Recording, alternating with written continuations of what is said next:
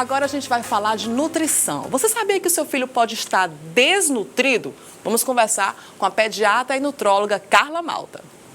O nosso papo agora é com a pediatra e nutróloga Carla Malta. Nós vamos falar sobre um assunto no mínimo curioso. Você sabia que o seu filho pode estar desnutrido sem você saber? Doutora, como é que isso funciona? Quando a gente pensa em desnutrição, a gente logo imagina aquelas crianças em condições subhumanas ou magérrimas, mas é possível até uma criança acima do peso estar desnutrida? Olá, tudo bem?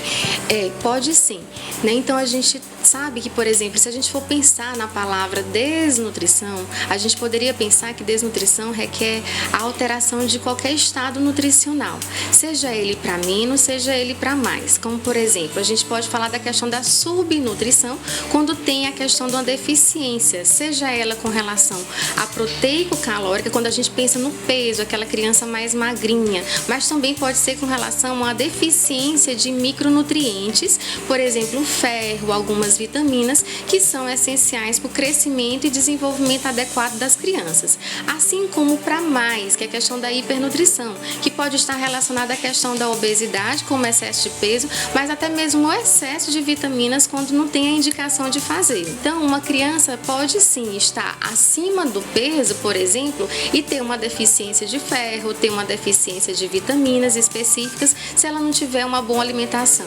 Doutora, e quais são os sinais que a criança dá? Como é que a mãe pode perceber? Como é que ela pode diagnosticar e já acender aquele alerta? Opa, meu filho pode estar sim desnutrido. Quando a criança ela não tem uma boa alimentação, né? Então ela está assim mais cansadinha, ela está mais apática, ela não está com bom rendimento escolar. Se ela, por exemplo, ela não ingere frutas e verduras de maneira adequada, né? Então aquela criança, por exemplo, que não gosta de carne, né? Então assim, ou então ela mastiga a carninha e não consegue engolir. Na fibra da carne a gente tem, por exemplo, o principal mineral que a gente tem é o ferro, né? Então o ferro é muito importante para muitos metabolismos do nosso organismo.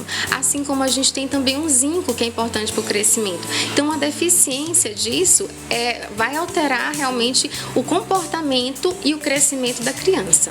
E aquelas crianças que não comem verdura? A gente sabe que é muito comum hoje a oferta de outros produtos, de outros alimentos, acabam fazendo com que as crianças deixem de ingerir as verduras. Qual é a saída? A gente deve fazer o quê? Dar um suplemento, uma medicação, tentar fazer com que ele coma? Pode forçar a criança a comer? Qual é o procedimento mais adequado? O forçar, ele não é bom pela parte psicológica da criança, porque isso se reflete sim, que até mesmo pode transformar-se num transtorno alimentar futuramente. Mas assim, é um trabalho de formiguinha, né? Então a criança que não come, a gente tem vários aspectos dessa criança que não come. Então a gente tem que fazer um trabalho de reeducação alimentar. E como criança, a gente não consegue fazer aquela introdução de maneira rápida. Enquanto a gente faz esse trabalho, a gente faz a reposição das vitaminas e dos minerais que ela está precisando no momento. Que bom, obrigada, doutora, pela sua disponibilidade de falar com a gente. Fica então o alerta, mamães. Vamos dar uma olhada, observar os filhos, procurar nutróloga, nutricionista, para que seu filho fique bem alimentado e não vá dar problema aí no futuro.